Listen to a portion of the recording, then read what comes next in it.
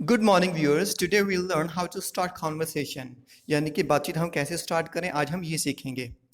इसको how to break the ice भी कहते हैं हम, यानी कि शुरुआत कैसे करें, ये एक इडियम है। So let's jump into it.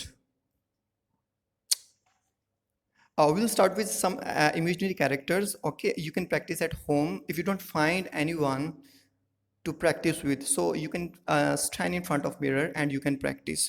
Okay, the thing is that we have to practice. ठीक है, किसी का इस चीज़ का हमारे पास शॉर्टकट नहीं। If you have to speak in English, if you want to be fluent in English, then you have to speak in English. Okay, so हमारे पास कोई alternative नहीं है, ठीक है ना, हमारे पास कोई विकल्प नहीं है, ठीक है। So this is just the beginning. Okay, and we know very well that the journey of the 1,000 miles, it start from a single step. ठीक है, जो बहुत लंबा सफ़र होता है ना, वो स्टेप बाय स्टेप पहले स्टेप से ही शुरुआत होती है उसकी। Okay, so it is just the beginning, so let's start. Hello, hi means Amit कह रहा है hello, Rohit hi. See, the thing is that since we have to learn how to speak English, okay, so it is our responsibility to start the conversation. Okay, for our sake we are going to do it, isn't it? Because we have to learn. आई बात समझ में, क्योंकि ये चीज़ हमने सीखनी है, ठीक है ना, तो हमने ही इनिशिएटिव लेना है, ठीक है। Because there is no alternative and without speaking you can not learn how to speak, ठीक है ना, बिना बोले आप कभी भी नहीं सीख सकते। Okay, so let's start. Amit, hello. Rohit, hi.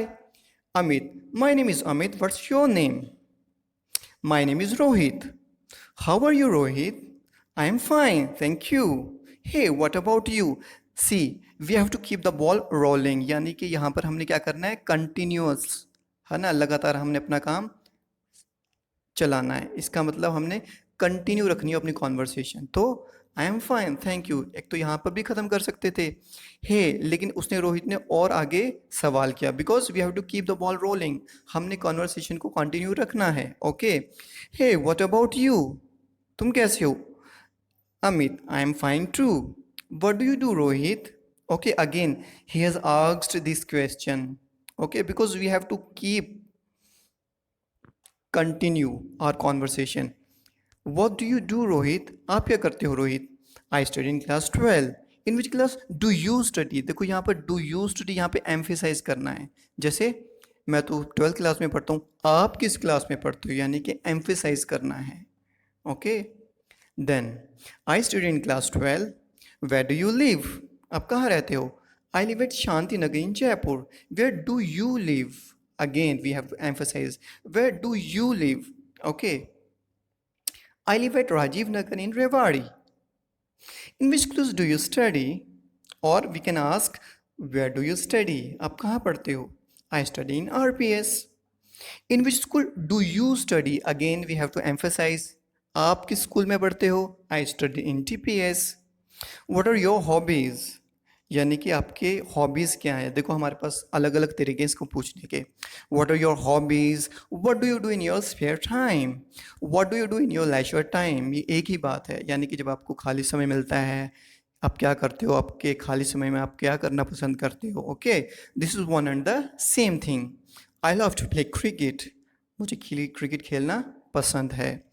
What do you do in your leisure time? भाई आप क्या करते हो अपने leisure time में? I watch TV and read books in my spare time.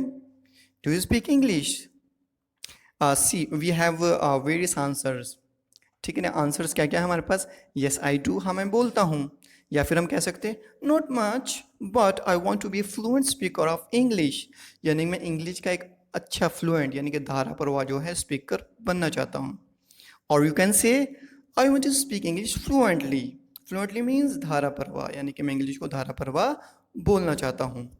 और यू कैन से, या फिर आप बोल सकते हो, आई स्पीक इंग्लिश हॉल्टिंगली। हॉल्टिंग मतलब अटक अटक कर मैं बोलता हूँ। तो रोहित पूछ रहा है कैन वी प्रैक्टिस टुगेदर? क्या हम प्रैक्टिस कर सकते हैं टुगेदर, यानी कि मिलकर प्रैक्टिस कर सकते हैं इंग्लिश की?